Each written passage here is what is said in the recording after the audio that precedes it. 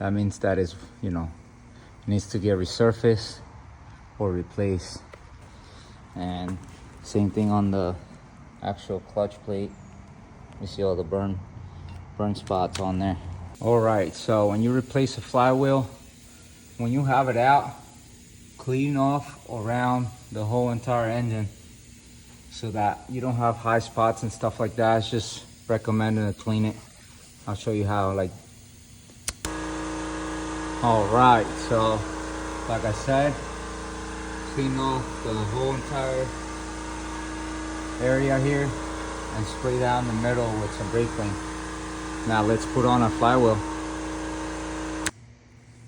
There you go, guys. All brand new flywheel, all cleaned up all around, and the bolts torqued down to 103 newton meters. So let's get it.